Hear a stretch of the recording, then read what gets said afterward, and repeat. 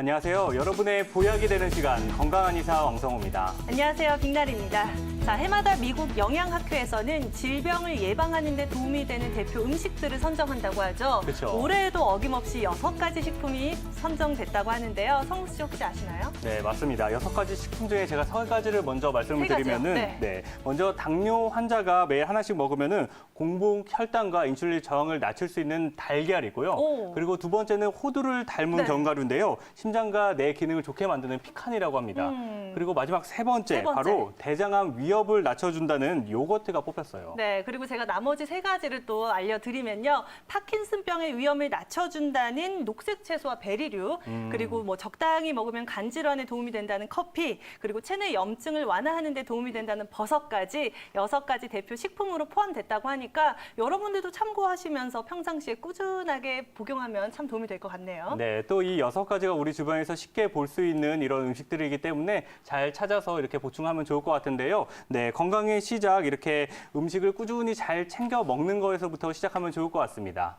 오늘도 네 분의 원장님들과 함께 각종 질환에 대한 궁금증 해결해 볼 텐데요. 건강 때문에 고민 있으신 분들이나 건강이 염려되시는 분들 무료 상담 가능합니다. 지금 바로 02-2000-4959로 연락 주시고요. 저희는 오늘 함께할 네 분의 원장님 먼저 화면으로 만나보겠습니다.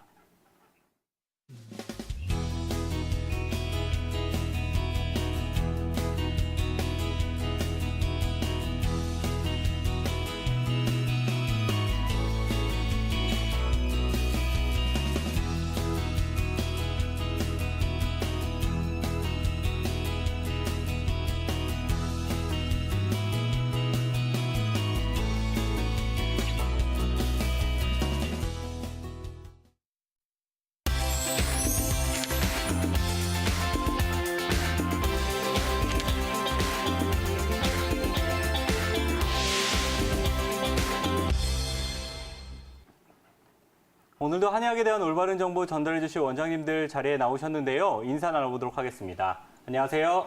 안녕하세요. 지금부터 네 분의 원장님들과 함께 한의학에 대한 궁금증 해결해 볼 테니까요. 고민 있으신 분들은 지금 바로 02-2000-4959로 연락 주시고요. 저희는 첫 번째 시청자분의 증상 만나보도록 하겠습니다. 첫 번째 시청자분은 69세 여성분이신데요. 무지 외반증 때문에 고민이 많다고 합니다. 양쪽 엄지발가락뼈가 옆으로 튀어나와서 아픈 증상이 나타나고 있다고 하는데요. 이전에는 이틀 정도 통증과 호전을 반복하더니 최근에는 통증이 일주일 이상 지속된다고 합니다. 또 현재 오래 서 있는 직업 때문에 이러한 통증도 지속되는 것 같은데요. 장건 원장님, 이분의 증상에 대해서 어떻게 보시나요? 자, 무지외반증이라고 하는 것은요, 엄지발가락의 중족골, 그러니까 중족관절 부분이 이제 바깥쪽으로 튀어나오면서 나타나는 증상인데요. 튀어나온 부분이 이제 종창과 동통이 발생하게 되고요. 특히나 이제 그 신발을 신게 되게 되면 그 압박을 받아서 붓고 아프게 되는 증상이 나타납니다. 그리고 그 부위 이제 아래쪽에 바깥쪽으로 휘어주면서 족저신경이 이제 압박이 되면서 엄지 발가락의 저림이나 무감각이 나타나기도 하고요. 심한 경우 엄지 발가락이 이제 바깥쪽으로 휘면서 두 번째 발가락 밑으로 들어가게 되면서 두 번째 발가락이 발등 쪽으로 나오면서 탈구가 되거나 통증을 유발하게 되는데요. 무지외반증 같은 경우는 이제 엑스레이로 진단을 하게 되는데요. 그 엑스레이를 찍어보면 이제 첫 번째 중족골과 그 첫 번째 근위지절골 사이의 각도를 재게 됩니다. 이거를 이제 무지외반각이라고 하는데요. 이 첫 번째 각도가 15도 이상인 경우 무지외반증이라 하고요.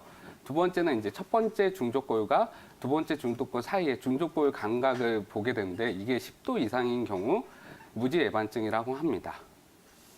네, 네. 일단은 엑스레이 사진을 보니까 발가락 뼈가 휘어진 증상이 어느 정도 심각한지를 더 파악할 수 있게 됐네요. 어느 정도 휘었는지도 이렇게 판단을 해야 되는데 신지훈 원장님, 이렇게 휘는 증상 왜 나타나는 건가요?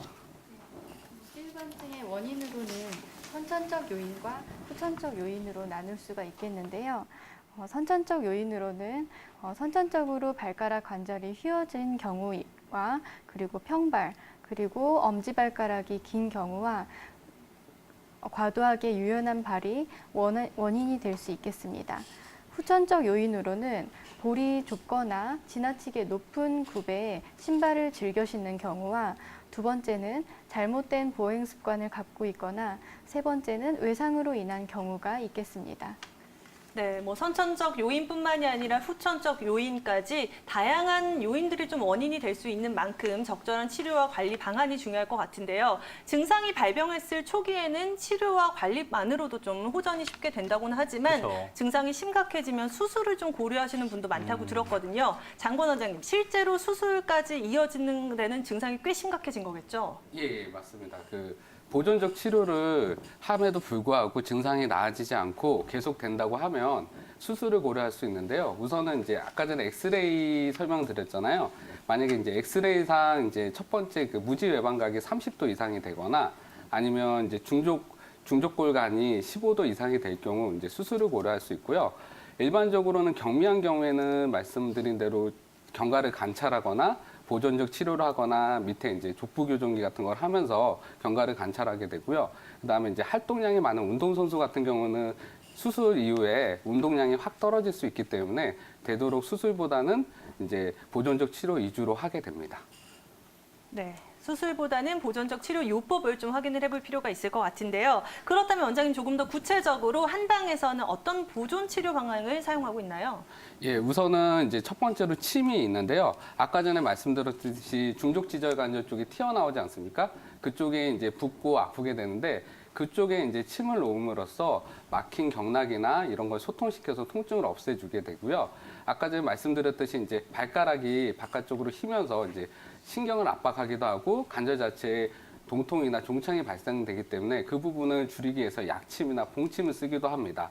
그리고 이제 한약을 먹기로 하는데 보통 이제 이런 이제 퇴행성과 좀 관련이 있기 때문에 나이가 많이 들거나 아니면 오래 서 있거나 이러신 분들은 기력이 떨어지고 관절에 힘이 떨어졌을 때 더 이제 튀어나오게 되면서 통증이 나타나기 때문에 강화시키면서 하는 이제 한약요법이 있고요. 그다음에 이제 그 튀어나온 부분에 뜸을 떠서 온열 효과로서 통증을 잡아주는 이제 치료 방법이 있습니다. 네, 침 치료부터 약침과 봉침 치료, 한약과 뜸 처방까지 다양한 한방적인 보존 치료 방향들 잘 참고해서 치료 받아보시면 좋을 것 같은데요. 앞서서 뭐 선천적 요인뿐만이 아니라 후천적 요인을 살펴봤을 때 잘못된 보행 습관뿐만이 아니라 신발의 영향도 크다고 해주셨잖아요. 그렇죠. 평상시에 어떤 신발을 신고 다니느냐가 이 증상을 악화시킬 수 있잖아요. 네, 맞아요. 특히나 여성분들 같은 경우는 높은 굽, 하이힐 같은 경우가 좀 영향을 많이 미친다고 하고 운동화 같은 경우에도 볼이 좁았을 때는 발에 좀 악영향을 끼친다라고 말씀을 해주셨는데 그렇다면 신진 원장님, 운동화를 선택할 때도 좀 볼이 넉넉하게 넓은 운동화를 사용하는 게 좋을까요? 네, 발 건강을 위한 신발을 착용해 주시는 것이 생활 관리에서도 가장 중요한 부분을 차지하겠는데요. 첫 번째는 발가락 쪽이 넓고 그리고 굽이 낮은 신발을 착용해 주시는 것이 도움이 되겠고요. 두 번째는 신발 안에 교정 깔창을 넣어서 착용해 주시는 것도 도움이 되겠습니다.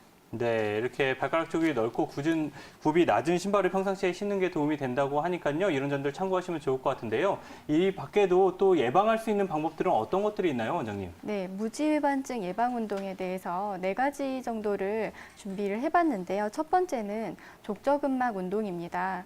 발가락으로 발가락을 굽혀서 잡는 운동이 족저근막을 운동시키는 방법 중에 하나입니다. 두 번째는 족저근막 이완 운동인데요. 골프공을 발 밑에 까시고 발을 마사지하는 그런 운동이 족저근막을 이완시키는 데 도움이 되겠습니다. 세 번째는 종아리 운동인데요. 무지외반증이 있으면은 종아리 근육이 많이 뭉치게 됩니다. 그래서 비복근이라는 근육을 스트레칭 해주는 것이 도움이 되겠습니다. 네 번째는 무지외반증으로 인한 잘못된 자세와 보행 습관으로 인해서 골반이나 엉덩이 근육이 뭉치게 되는데요. 특히나 엉덩이 외측에 있는 중둔근이라는 근육에 문제가 생기게 됩니다. 그래서 중둔근이라는 근육을 스트레칭 해주시는 것이 도움이 되겠습니다. 네, 무지외반증을 예방할 수 있는 평소 스트레칭과 운동 방향까지 설명을 해드렸는데요. 자, 우리 시청자 여러분들도 참고하셔서 관리해 보시고요. 혹시나 이와 비슷한 증상 혹은 여러분들이 가지고 계신 건강에 관한 고민 있으시면요. 저희가 무료로 상담 도와드리고 있습니다. 계속해서 02-2000-4959번으로 전화해 주시기 바라겠습니다. 네, 그럼 저희는 이어서 두 번째 시청자분의 증상 만나보도록 하겠습니다. 두 번째 시청자분은 72세 남성분이신데요. 전립선 비대증 때문에 고민이 많다고 합니다. 20년간 전립선 비대증 약을 현재 복용 중이라고 하시는데요. 야간류가 2, 3회 정도 있고 아침에 첫 소변이 현재 잘 나오지 않고 있다고 합니다. 또 가끔 혈류가 보일 때도 있고 소변 볼 때 따끔거리는 증상도 나타나고 있다고 하는데요. 주재미 원장님, 이분의 증상에 대해서 어떻게 생각하시나요? 네, 지금 환자분은 전립선 비대증으로 20년 정도 고통을 받고 계시는데요. 전립선 비대증에 대해서 말씀드리기 전에 전립선에 대해서 살짝 말씀을 드리면 전립선이라는 것은 방광 바로 아래 위치하고 칠골과 직장 사이에 위치한 무게는 15g에서 20g 정도 평균을 이루고 그리고 크기는 호두알 정도의 크기를 가진 부드러운 조직이라고 생각하시면 됩니다. 그리고 이제 전립선 비대증에 대해서 말씀드리면 말 그대로 전립선이 비대해짐으로써 요도와 방광을 같이 압박함으로써 그에 관련된 증상이 생기는 질환이라고 할 수 있는데요. 최근에는 빈뇨나 절박뇨, 이제 이런 방광의 배출 장애를 포함한 하부 요로 증상을 총칭하는 의미로서 사용하고 있습니다.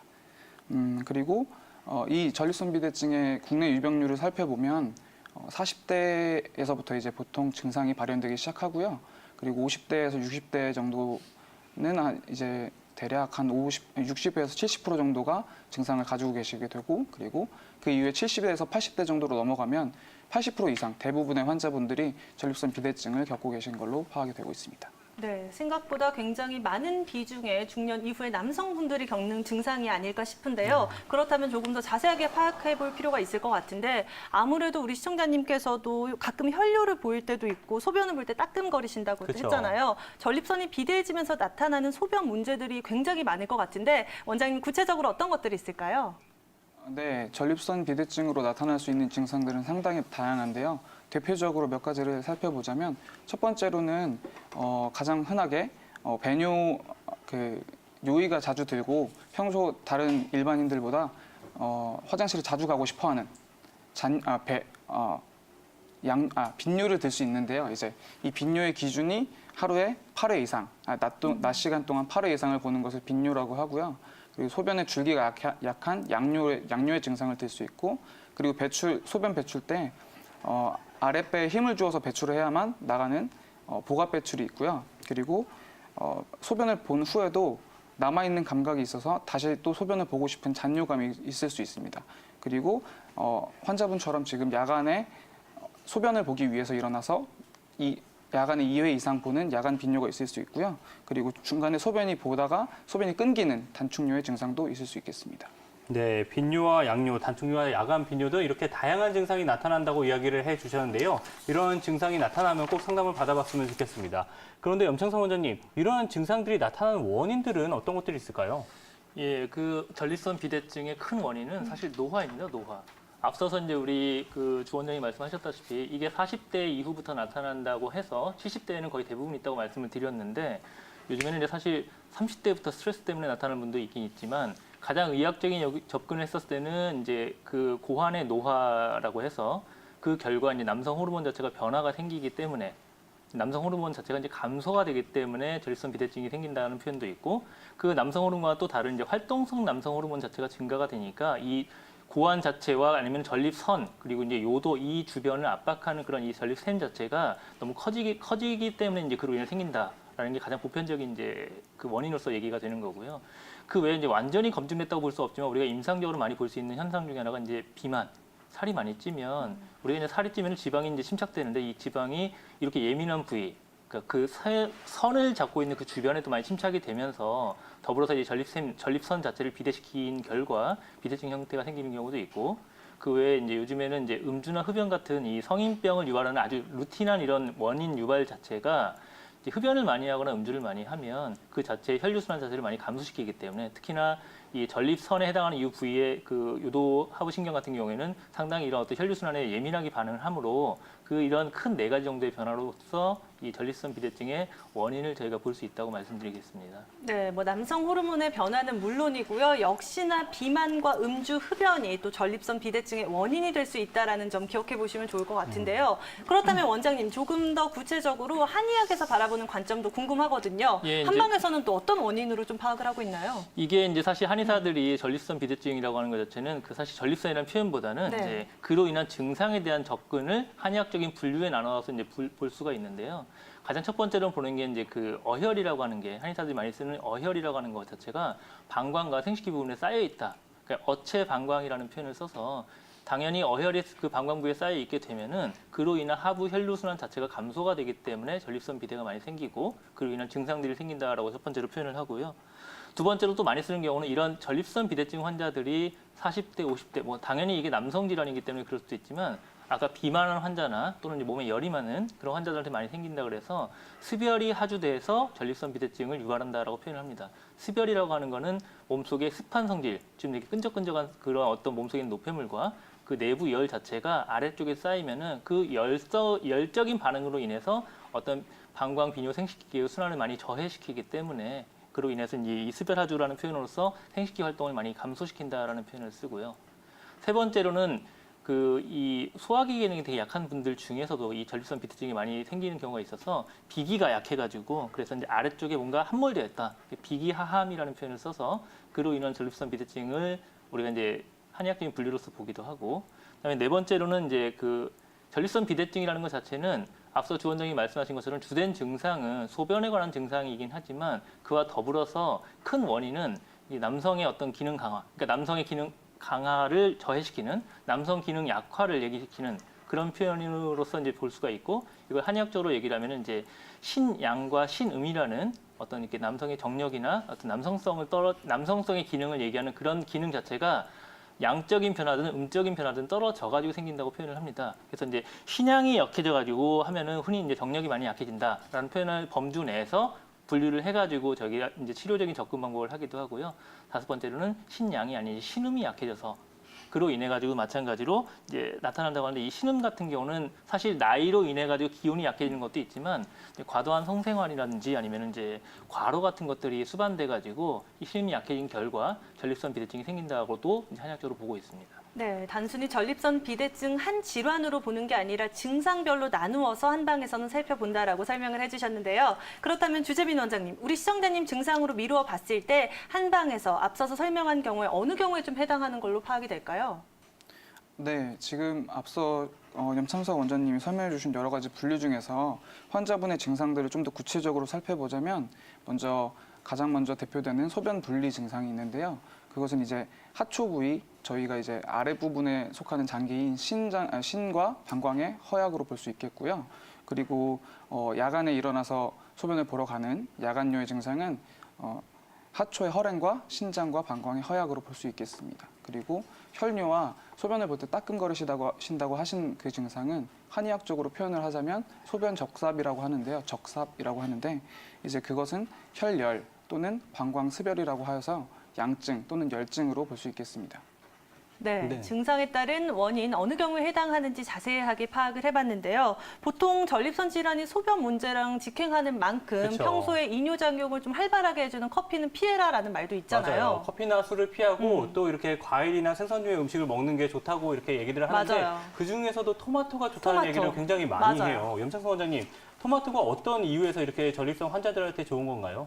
예, 우리가 이제 토마토라는 어떤 그 과일을 얘기할 때 가장 많이 뽑는 이 성분 중에 하나가 이제 라이코펜이라고 하는 성분과 베타카로틴 같은 성분이 있긴 하겠지만 아마 대표적으로 저희가 설명드려야 될 건 이제 라이코펜이라는 성분에 대해서 말씀을 드릴 수밖에 없을 것 같습니다. 그 토마토에 이제 붉은색을 띠는 그 성분 중에 가장 많이 나오는 게 이 라이코펜이라는 어떤 이제 항산화 성분이 될 거고요.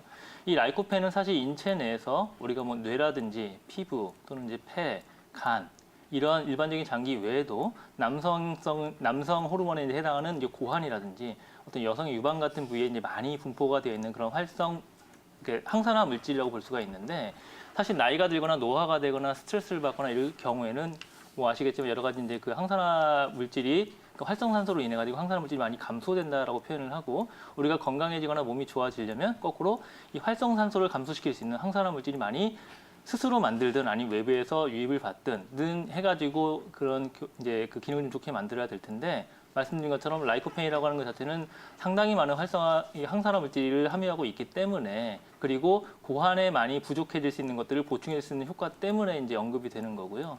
사실 그래서 이 라이코펜이라는 성분을 많이 함유한 이 토마토 자체에 대한 어떤 임상적인 어떤 그 연구를 제가 하나 좀 뽑아봤는데, 그러니까 이 그 토마토를 많이 섭취한 사람들을 가지고 미국에서 그 미국에 있는 하버드에서 이제 연구를 한번 해봤다고 합니다. 그래서 약 그 40세 이상 되는 사람들 4만 8천 명 정도에 해당하는 사람들한테 이 토마토를 하루에 일주일에 한 10번 정도를 복용시킨 사람과 주 2회 이하로 구분시킨 사람을 구분을 해서 봤더니 실제 그 전립선 암에 걸릴 확률이 그 10회 이상을 투여한 사람들한테는 약 한 45% 정도가 훨씬 더 낮게 나왔다는 그런 보고가 있을 정도로 전립선 암에는 이 라이코펜이라는 성분 자체가 상당히 효과가 있는 걸로 보고요. 사실 전립선염이라는 것도 심해지면 전립선 암이 생기기도 하고 전립선 비대증이나 전립선염 같은 것들은 전부 다 이 관련된 그 어떤 성분이기 때문에 그래서 저희가 이제 특별하게 한 음식을 뽑으라라고 말씀을 드리면 이 토마토를 꼭 추천해드리고 싶습니다. 네, 이렇게 전립선과 관련된 질환의 발병률을 크게 낮출 수 있다는 연구 결과도 있다고 하니까요.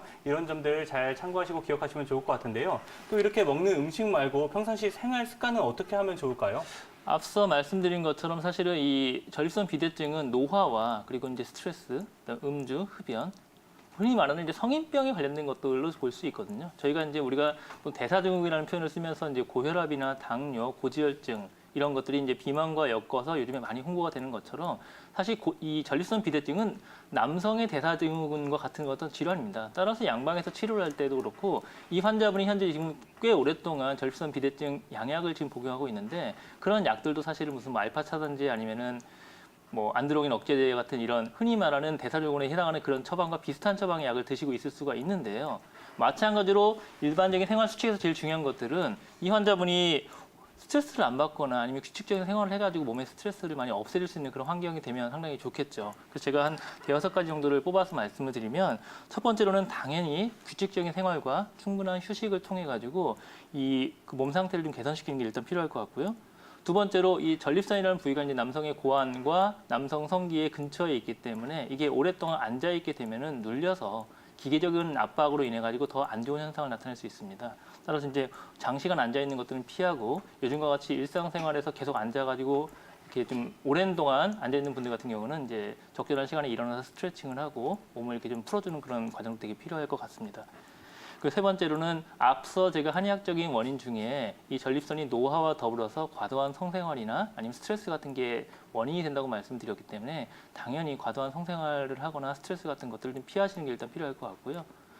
그다음에 이제 소변을 너무 오래 참거나 또는 소변을 너무 자주 보거나 이런 것들이 일반적으로 나타나는 증상이니까 그중에 소변을 자주 보는 거는 본인이 어떻게 저해를 할 수 없지만 소변을 참는 행동은 사실 본인의 의지로서 하는 거긴 한데 소변을 너무 자주 참거나 억지로 참는 등의 활동을 하다 보면은 이 전립선 자체의 요도에 무리가 가기 때문에 더 안 좋은 영향을 미칩니다. 따라서 소변을 억지로 참는 것도 좀 피하셔야 될 것 같고요.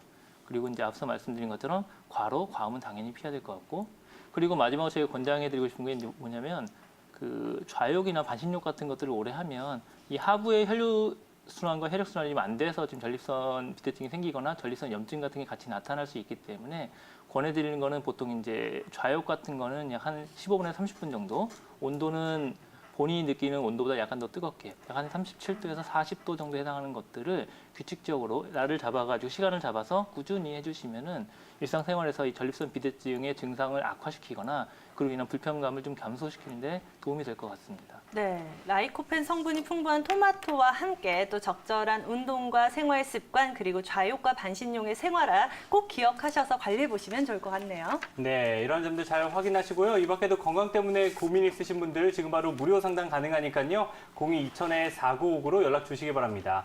저희는 이어서 세 번째 시청자분 전화 연결을 통해서 궁금한 점 해결해 보도록 하겠습니다. 시청자님 안녕하세요. 네, 안녕하세요. 네, 시청자님 전화 연결 잘 되셨고요. 예, 예, 어떤 증상 때문에 고민이 있으세요? 지금 10년 이상이요. 예, 예. 병원에서 그 전립선 비대증으로 인해 가지고요. 네네. 그 소변을 주간에 심할 때는 7회에서 8회요. 예, 예. 그리고 야간에도 심할 때는 4회에서 5회 정도 소변을 야간에 일어나서 보게 되고요. 네네. 심할 때는 그 팬티에 가끔 저도 모르게 잠을 깊게 들게 될 경우 팬티에 젖는 경우도 생기거든요. 네네. 그 지금 그 약국 병원 치료만 10년 이상 받고 있는데 계속 똑같은 증세로 현재도 받고 있는 상태인데 약을 네네. 중지를 하게 되면은요 예, 예. 금방 이 효능이 네네. 심해져요. 말하자면은 증상이 그 악화되시는 거죠? 소변 네네. 횟수가 늘어나요. 약을 중지하면요. 네네, 알겠습니다. 아버님 지금 연세는 어떻게 되세요? 59세인데요. 네네, 전화 잘 주셨고요. 관련해가지고 염창성 원장님 연결해 드릴 테니까요. 이야기 나눠보세요. 예, 예. 예, 안녕하세요, 아버님. 예, 예. 수고하십니다. 예, 지금 10년 이상 전립선 비대증을 앓고 계시는데 연세가 59세라고 말씀을 하셨죠. 예, 예. 예, 그러면 사실 이제 한 40대 후반부터 나타났다고 볼 수 있고 좀 생각보다 좀 빨리 나타나신 성향인데요. 예. 지금 가장 불편하신 거는 이제 그 소변을 너무 자주 보는 빈뇨와 그리고 이제 예. 가끔씩 그거를 이제 실수를 하는 그런 현상이신 거죠. 예, 예. 혹시 이렇게 소변을 보실 때 통증이 있거나 기타 뭐 따끔거림이 있거나 다른 증상이 수반되는 게 있으십니까? 가장 심한 것은요. 예, 소변을 누웠는데요. 예, 예. 10분 간격으로 5회까지 계속적으로 반복적으로 소변을 놓는 경우가 있고요. 예, 그리고 그 비뇨기과에서 소변 검사를 해보면요. 예, 예, 그 피가 혈류가 보인다고 하고요. 예, 그리고 이제 제 증상이 가장 제 본인이 느끼는 가장 어려운 점이요. 예. 소변을 참으려 그러면은 팬티에 나도 모르게 젖는 현상이 자주 반복이 되거든요. 예, 예, 근데 문제는 약을 복용하면은 이것이 좀 덜 한다는 얘기예요. 약을 끊으면은 증상이 재발이 바로 나타나고요. 그 지금 이제 말씀하신 것들은 일반적으로 솔직히 볼 수 있는 이제 그 전립선 비대증 환자분들의 증상이고 사실 혈류 같은 경우는 이제 검사상 나타나는 거지 환자분이 자각적으로 느끼는 건 아니신 것 같고요. 문제는 네. 아마 소변을 너무 그러니까 요일을 참지 못하고 짧은 시간에도 너무나 자주 소변을 보게 되고 그리고 이제 예. 참으려고 하면 제어가 안 된다라는 것인 거고요. 제가 보니까 그렇죠. 예. 아마 우리가 앞서 제가 설명을 다 드리진 못했는데 전립선이라고 하는 것 자체에 이제 검사는 물론 초음파를 통해서 볼 수도 있지만 저희가 네. 한의원 같은 경우에서도 뭘 많이 하냐면 직장 수지 검사라 그래가지고 항문 네. 쪽에 이제 손으로 자입을 해봤었을 때 그 사이즈가 얼마나인지를 축지를 할 수가 있습니다.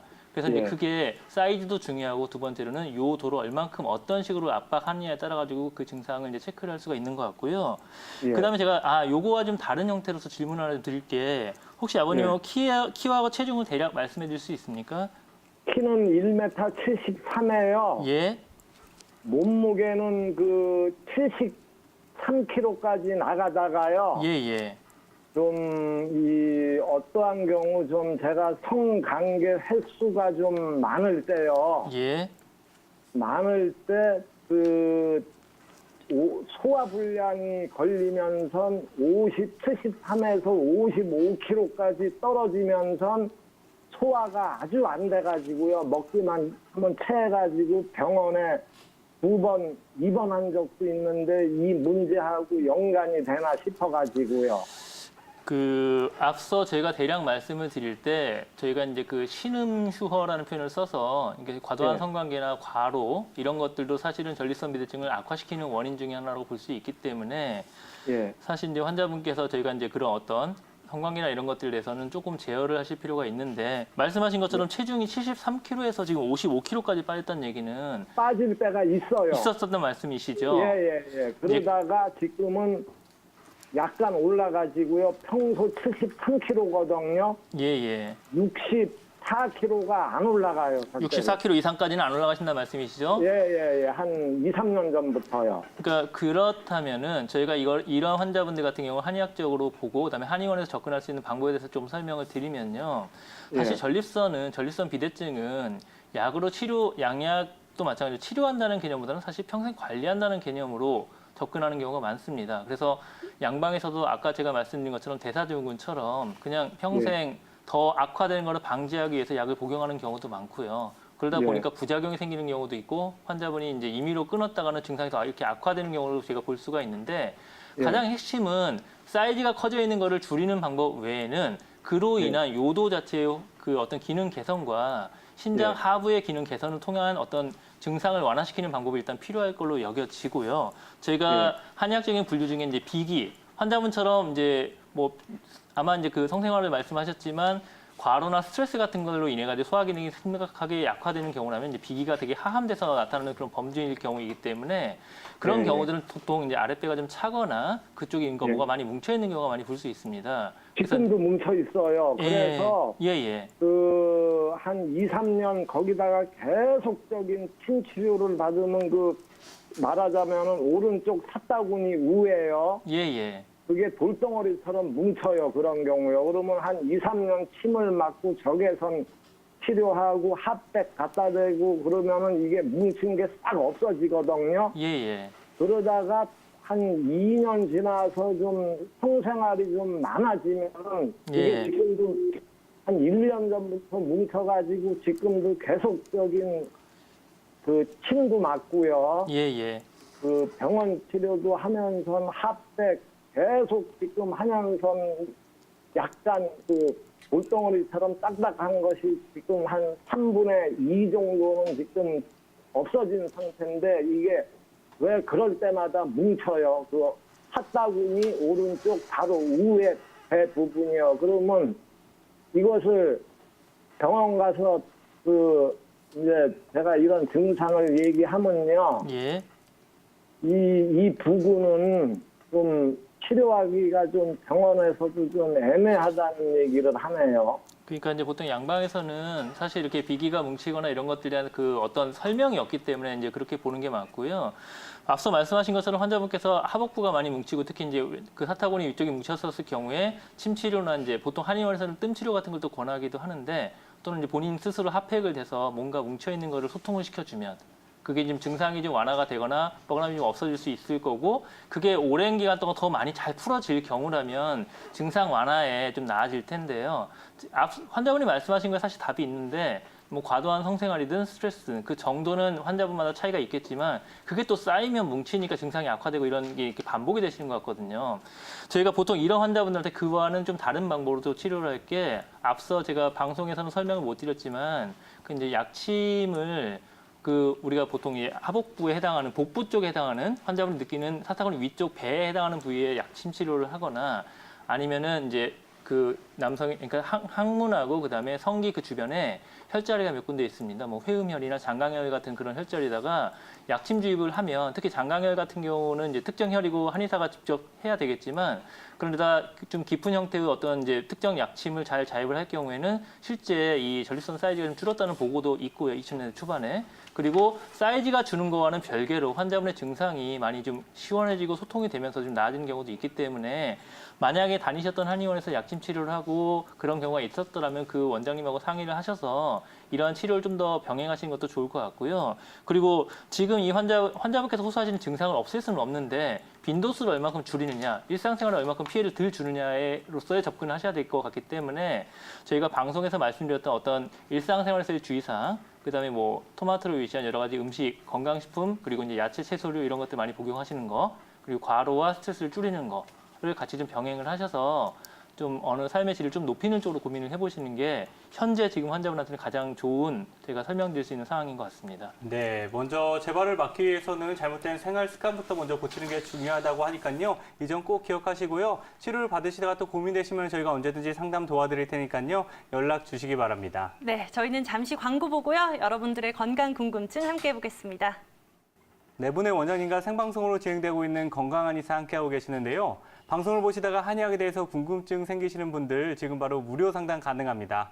02-2000-4959로 연락 주시기 바랍니다. 네, 계속해서 이번에는 알면 득이 될 수 있는 오늘의 건강 꿀팁 시간인데요. 신지은 원장님이 준비하고 있는 오늘의 꿀팁 지금 바로 만나보시죠.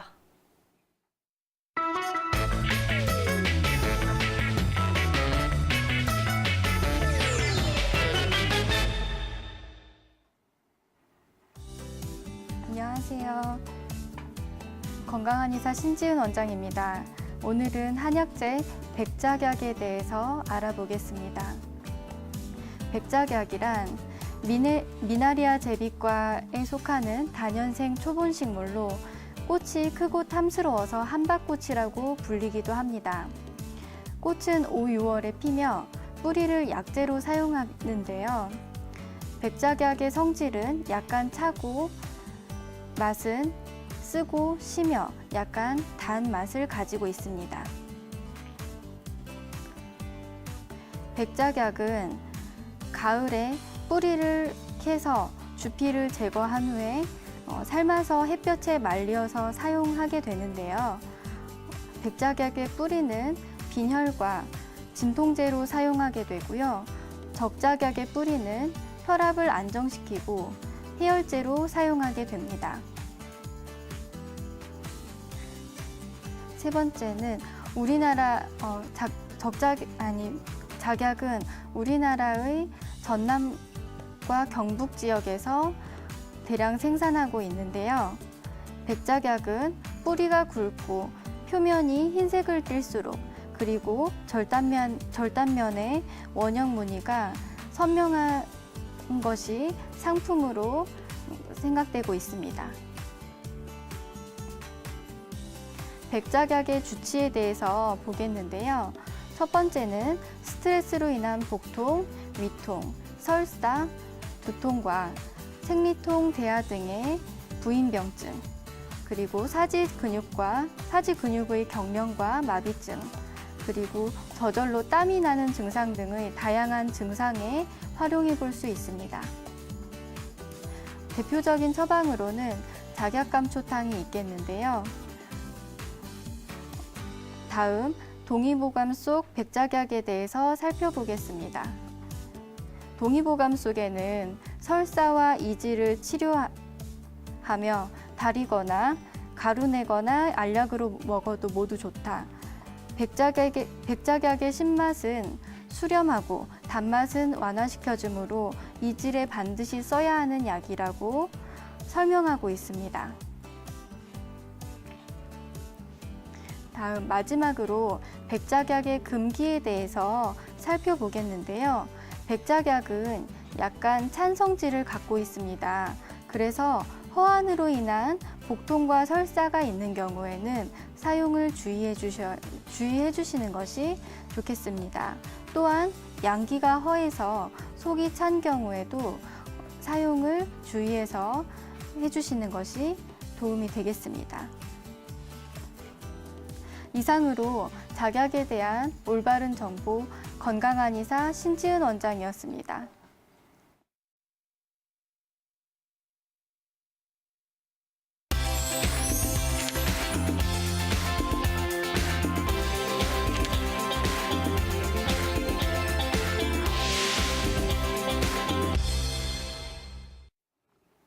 네, 오늘의 건강 꿀팁은 신지은 원장님과 함께 백작약에 대해서 알아봤는데요. 양기가 허여 속이 찬 경우에는 금기시하는 게 좋다고 하니까요.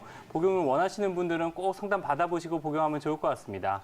이 밖에도 건강 때문에 고민 있으신 분들 지금 바로 무료 상담 가능하니까 02-2000-4959로 연락 주시고요. 저희는 이어서 네 번째 시청자분 전화 연결을 통해서 궁금한 점 해결해 보도록 하겠습니다. 시청자님 안녕하세요. 네, 안녕하세요. 네, 시청자님. 예, 어떤 증상 때문에 고민 있으세요? 저는 조루증 같은데 시험을 안 해봤는데 네네. 관계를 가지려면은 여자가 흥분만 되면 그냥 발기를 네. 해가지고 예. 그게 지금 이혼한 상태거든요. 관련 증상 때문에 비뇨기과나 이런 병원을 찾아보신 적 있으세요? 예, 안 가봤어요. 한 번도. 가보시진 않으셨고요. 지금 연세는 어떻게 되세요? 67. 네, 알겠습니다. 바로 장건 원장님 연결해 드릴 테니까요. 이야기 나눠보세요. 예. 예, 안녕하세요, 아버님. 예, 그 예. 혹시 본인이 느꼈던 이 불편감이 언제부터 시작되셨나요? 태어날 때부터 그런 것 같아요. 근데 이 예. 여자가 그런 걸 모르고 살다가 예. 35년 살았는데 한 10년 전부터 바람을 핀 거예요. 아, 여자가 이제. 예. 그래가지고 예. 이혼한 지 지금 2년 됐는데 예. 내 주변에 남자만 한 10명이 넘어요. 거창한 남자만. 예. 그래도 내가 이제 못하니까 내가 참고 살았는데 예. 나 보는데 앞에서도 남자랑 가서 하고 오고 매일 그짓 하더니 아, 예. 이제 이혼 안 해준다고 예. 아버님 법원님 그러면 가서까지도 막 땅을 아버님 치네 막 통보래. 지금 그래서 안 해줬는데 예. 지금 현재 몸무게랑 키가 어떻게 되나요? 키는 60 160이고요. 몸무게가 많이 나가요. 예. 68kg. 지금 복용 중인 다른 약물 같은 거 있으시나요? 탈모나 혈압약. 이런 쪽 혈압약뿐이에요. 혈압약만 드시고 있고요. 예. 혹시 이제 얼굴이 검은 편이신가요? 하얀 편이신가요? 그냥 보통. 보통이시고 예. 지금 이제 본인이 이제 어떤 절정감을 느끼기 전에 먼저 이제 사정을 해서 그것 때문에 고민이 되신다고 하시는 거잖아요. 예. 예, 근데 그게 이제 나이가 들면서 생긴 게 아니라 젊었을 때부터 생겼던 거고 혹시 예. 소화장애나 이런 게 있으신 게 있으신가요? 그전에는 뭐 돌을 씹어 먹어도 소화가 잘 될 정도 이렇게 했는데 예. 요즘 내가 속쓰이고 그러니까 조금 저기 할 것 같으면 소화가 안 되고 잠을 참 요즘 예. 그 여자 그렇게 하고 나서 잠을 못 자가지고 잠을 불면증에 시달리고 계시고요. 혹시 예, 잠을 못 지금 자가지고 참 이제 약을 먹는구나. 약을 먹어요 지금. 조루증이 혹시 최근에 더 심해지셨나요? 아니 똑같아요. 지금도 똑같으시고 이제 혹시 그 젊었을 알기가 또안 돼요, 때부터 요즘은. 혹시 엉덩이나 이런 게 좀 빈약하신 타입이신가요? 아니 그런 적 없고요. 허리 예. 꽁지 바로 위에 허리가 거기가 좀 아픈데 예. 여자 관계를 갖고 여자가 이제 막 이렇게 좀 예. 이렇게 흥분해서 이렇게 하려고 하면 예. 내가 사정을 하면 거기가 허리가 이렇게 꽁지 위에 바로 거기가 이렇게 아파요. 우선은 말씀하시는 거에서 우선은 이제 그 조루증 같은 경우에는 내가 이제 네. 어떤 절정감이 이르기 전에 먼저 이제 그 감각이 예민해서 먼저 나오는 경우가 많고요. 예, 그럴 예. 경우 이제 젊었을 때부터 만약에 그러실 경우 이제 저희 쪽에서 이제 하는 방법이 이제 약침이라고 있어요. 이제 기두를 예. 둘러싸고 있는 이제 표피에 예. 윤제라고 하는 HN이라고 하는 게 있는데 그거를 이제 놓음으로써 일종의 이제 완충제 좀 예. 든든하게 만들어서 절정감을 좀 낮게 해주는 방법이 있고요. 두 예. 번째가 이제 곡골혈이라고 있는데 이게 치골 결합 상현에 위치한 부분인데 그 부분에 이제 V라는 이제 약침이 있어요. 그거를 놓게 되면 이제 인맥을 뚫어주면서 예. 이제 아래쪽 순환이 잘 되면서 이런 이제 절정감이 빨리 오거나 이런 이제 참을 수 있는 능력을 좋게 만들어주고요. 세 번째 아까 는 전립선 쪽에서도 말씀드렸지만 이제 예, 소변을요. 예. 저기 목욕탕만 가면은 예. 소변이 시들 때도 없이 나와요. 조금씩 이게. 예, 그게 이제 그런 쪽에 이제 아까 전에 말하면 해음열이라고 하는 부분이 있는데 예. 그 성기랑 항문 사이 이제 중간에 위치한 부분인데 그쪽에 예. 이제 항문 위로 따라서 약침을 길게 넣게 되면 우선 이제 그 남성력이 좀 좋아지고요. 그 다음에 이제 힘이 좀 생기고 체력이 좀 좋아지는 경우가 있고요. 보통 이제 아버님 같은 경우에는 이제 허리가 아프시다 그러는데 이게 이제 보통 조루증에서도 신어 쪽에 가까운 거거든요. 이게 예. 뭐냐면 이제 신어라고 하는 거는 요술사년, 허리가 아프고 무릎이 시큰시큰거리고 뭔가 하면 허리부터 아프고 이러시는데 아버님 머리 같은 앉아도 경우는 허리 아파요. 예, 아버님 같은 경우는 이제 신장의 기운이 약하기 때문에 그 부분에 대해서 보강하는 약물 같은 것도 같이 드시고 그다음에 이제 아래쪽 골반전 근육이 약할 거거든요. 그 부분에 대해서 이제 항문 조이는 운동 같은 거 좀 해주시면 도움이 많이 될 것 같습니다.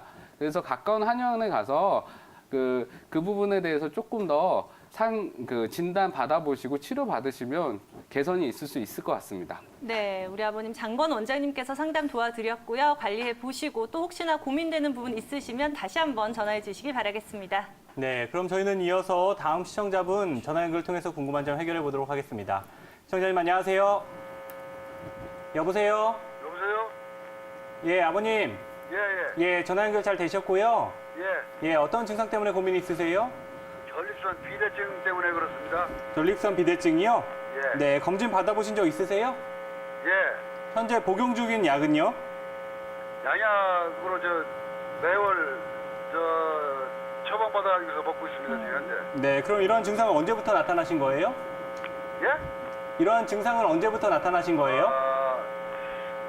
거의 한 10년 가까이 되는 것 같네요. 네, 10년 되셨고요. 지금 연세는 어떻게 되세요? 67입니다. 예, 알겠습니다. 염창석 원장이 연결해 드릴 테니까요. 이야기 들어보세요. 안녕하세요, 아버님. 안녕하세요. 예, 안녕하세요. 지금 그래서 제일 불편한 증상은 어떤 거 있으신가요? 전립선 비대증입니다.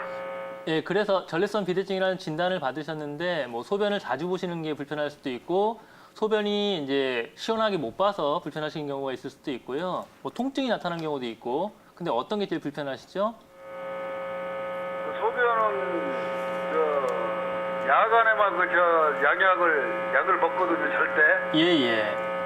그럼 이제 어떤 때는 자는 시간이 이제 보통 저희가 11시쯤 자는데 어떤 때는 뭐 한 3번 정도 일어나고 어떤 때는 뭐 한 번도 일어나고 어느데 보통 2-3번은 일어나죠.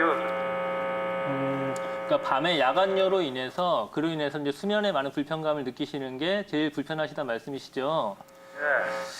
예, 지금 이런 경우는 저희가 앞서 말씀드린 것처럼 환자분께서도 지금 소변을, 그러니까 양약을 이제 한 10년 정도 드시고 계신데도 불구하고 지금 증상이 이제 뭐 그만하거나 더 악화가 되거나 또는 일상생활에 많은 불편감을 주시는 걸로 제가 여겨지는데요. 저희가 이제 이렇게 말씀을 드릴 수 있을 것 같습니다. 보통 밤에만 이제 좀 불편한 경우가 있고, 그 다음에 이제 뭐 하루 종일 불편한 경우 두 가지를 한의학적인 입장에서 봤을 때는 보통 이제 음적인 기운이 약한 분들은 밤에, 특히 환자분처럼 이제 소변을 밤에 많이 보거나 그로 인한 불면의 문제가 있거나 이렇게 나타나는 경우가 있거든요. 이제 신음이 좀 보통 약해가지고 나타날 수 있기 때문에 이런 경우 환자분들 제가 치료와 접근을 할 때는 신음을 많이 보충해주고 그쪽을 좀 기운을 올려주는 쪽으로 이제 치료와 접근을 하는 게 필요할 것 같고요. 두 번째로 병력이 오래되신 분들을 저희가 개선시킬 때는 이거 자체가 완전히 완치다 아니면 증상을 없앤다라는 식으로 접근하는 거는 힘들고 앞서 다른 분 제가 상담드릴 때 말씀드렸던 것처럼 증상의 빈도수를 줄이거나 지금 환자분처럼 뭐 이제 밤에 심하면 3번 정도를 깨신다고 말씀을 하셨는데 이거를 뭐 밤에 한 번만 깬다든지 아니면 어떤 경우에는 밤에 전혀 깨지 않고 이런 일상생활을 하실 수 있다면 전립선 비대증의 증상은 완전히 없어지지 않는다 하더라도 일상생활에서 어느 정도 그 활력성은 좀 나타날 수 있게 만드는 게 목표가 될 것 같고요. 보통 이렇게 밤에 자주 보시는 분들은 이제 신음이 약하다고 저희가 표현을 했기 때문에 그쪽을 보강해주는 어떤 이제 처방, 뭐 한의학적인 대표 처방을 좀 예를 들면서 말씀을 드리면 정확한 거는 이제 진료를 통해서 봐야 되겠지만 뭐 지백지황환이나 아니면 육미지황탄 같은 처방에 이렇게 양기를 좀 북돋아주는 약들이 같이 좀 쓸 경우에는 증상을 좀 완화시킬 수도 있고요. 그리고 소변을 평상시에 되게 시원하게 보시는 역할을 해주는 것도 되게 중요하거든요. 그러니까 뭔가 전립선 자체 자극을 주면서 소변의 기능이 원활하지 못하기 때문에 자꾸만 그 기능을 예민하게 만들어서 요의는 느끼고 시원하게 안 나오니까 또 자주 보고 이게 반복되는 형태이기 때문에 수분 섭취를 이제 충분히 줄이는 것도 중요하겠지만 땀이나 대소변을 평상시 활동하실 때, 즉 주간에 많이 잘 나올 수 있게 하는 그런 여러 가지 방법을 같이 병행하시는 것도 필요할 것 같고 마지막으로 이 증상이 이제 개선되지 않고 되게 예민하게 나타난다면 사실 앞서 장구 원장이 말씀드렸던 것도 그렇고 제가 다른 환자분 상담드릴 때 말씀드렸던 것처럼 이 약침이라고 하는 치료 방법이 사실 빠른 효과를 나타낼 수 있는 그러니까 눈에 띌 수 있는 효과를 나타내는 경우가 많이 있으시기 때문에 환자분께서 한의원에서 약침이나 침치료를 해보지 않으셨다면 가까운 한의원에 가셔서 혈자리는 여러 가지 위치가 있을 수 있겠지만 보통 이제 이 생식기에 해당하는 부위와 그다음에 이제 비뇨기에 해당하는 이런 부위 자체에 해당하는 혈자리가 많이 있습니다. 복부 아래쪽, 그다음에 생식기 주변. 이런데 이제 뭐 윤제, 부위 여러 가지 형태의 약침을 환자분의 체질과 특성에 맞는 것을 잘 처방하셔가지고 치료해 보시면 증상 개선에 어느 정도 좀 도움이 되지 않을까 이렇게 생각이 됩니다. 네, 이렇게 또 증상을 개선하는데 평상시 생활 습관을 개선하는 게 무엇보다 중요하다는 점 꼭 기억하시고요. 또 궁금한 점이 생기시면은 언제든지 02-2000-4959로 연락 주시기 바랍니다. 네, 이렇게 오늘도 다양한 시청자님들의 건강 고민 함께 나눠봤는데요. 저희가 준비한 오늘 순서는 여기까지입니다. 저희는 내일 저녁 8시에 다시 인사드리겠습니다. 함께해 주신 여러분 고맙습니다.